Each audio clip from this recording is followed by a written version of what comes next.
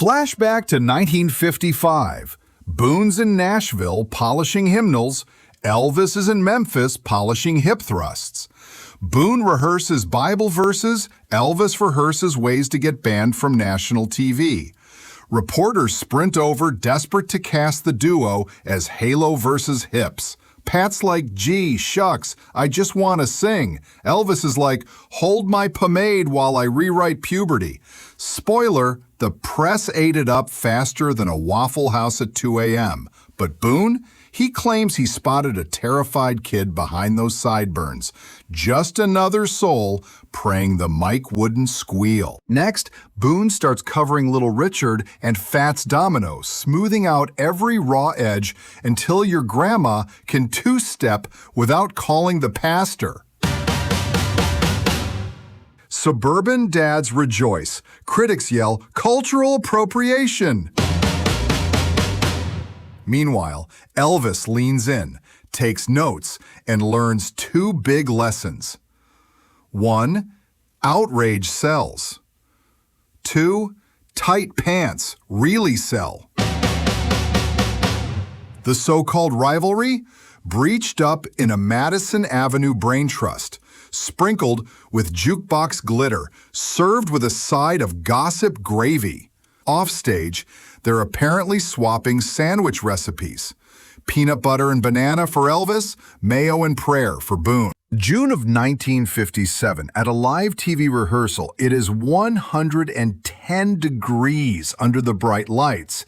Elvis is shaking like a cheap motel bed frame. Boone stepping full Sunday school and hands him a pocket New Testament. Elvis clutches it, finds his chill, and nails the take. Offset, he returns the Bible. It is damp and smelling of sincerity and brute cologne. Spoiler number 1, that tiny Bible will appear again later. The 1960s hit. Boone is going hard on the revival circuit, while Elvis is filming movies that only moms remembers and collecting prescriptions like they're trading cards.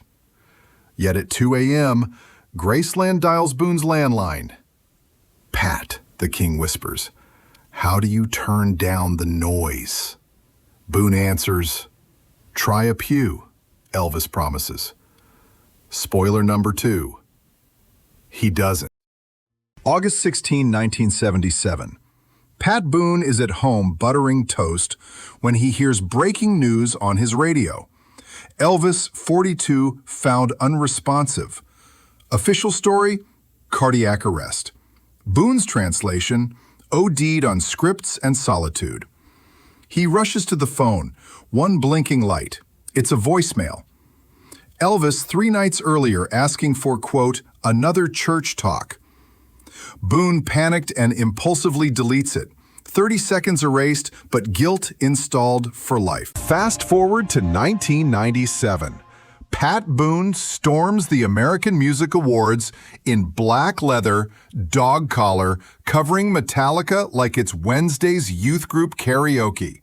Half the nation screams, midlife crisis. The other half screams, end times prophecy. Boone insists the outfit is a tip of the stud to Elvis's '68 comeback suit. Christian TV yanks him faster than you can say Exodus. Boone? He grins wider, because controversy equals airtime. Right, quick intermission before we land this plane, because Pat Boone just proved you're never too old to reboot your brand like a 90s sitcom nobody asked for. Picture this. It's 2024. Spotify is recommending sea shanties to your dog, and Boone decides his catalog needs a modern pop. Translation, he drops Boonified, a remix EP where trap beats meet choir robes. The opening track mashes Tutti Frutti with 808s so heavy your Fitbit files for workers' comp. Reviewers call it surprisingly fire. Boone calls it music you can floss to, both dance and dental. But the man is just warming up. Next stop, Boone Talk. Yes, Pat Boone on TikTok, feeding Gen Z bite-sized Bible verses between thirst traps of cats in crochet hats. One clip hits 5 million views. Boone duets himself crooning "You Light Up My Life," while Elvis's hologram appears beside him, pelvis still legally insured. The caption? Proof we can share the spotlight. No prescription bottles required. Corporate calls within 12 hours. Now there's a limited series docu-reality show in development. Holy Reels, Pat Boone and the Algorithm of Faith. Working tagline, because salvation could always use subtitles. Naturally, Graceland's legal squad fires off a cease and desist faster than you can say blue suede lawsuit, claiming unauthorized use of the king's virtual hips.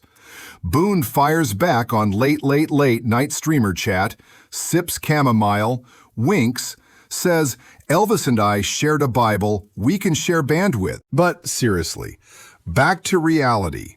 It is now 2025. Surprise! Pat Boone pops onto YouTube, white hair and looking as sharp as ever, with a video titled The Truth About Elvis, I Failed Him. His video scores 5 million views, no cat filters required. He spills it, envy, admiration, regret. Then things get real. In a hush-hush visit to Graceland months before he finds, wait for it, his little New Testament on Elvis's nightstand, dog-eared at Psalm 51. Time for statistics. Pat Boone logged 38 top 40 hits, 6 number 1 hits, and, get this, 220 consecutive weeks on the U.S. charts. That's 4+ years of Pat Boone every single week. Even Spotify would hit I'm Feeling Lucky just to break the loop. Meanwhile, historians bicker. Did Boone's squeaky covers break barriers or build new ones? Boone swerves the debate with a line poignant enough for a Hallmark cliffhanger. Bridges and barriers are built with the same bricks. I laid a few of each. Next time Heartbreak Hotel rattles your Bluetooth speaker, remember the secret track hiding underneath. Pat Boone's Velvet Echo vibing with Elvis's raw howl, both arguing over the same spotlight. One begged for edge, the other begged for grace, and both discovered fame gives 0 refunds. Which leaves us with a late-night moral. Sometimes the rival you fear the most is the friend you ghost at 3 a.m. Now go call that friend before your voicemail fills up and you miss that chance to connect again. Good night.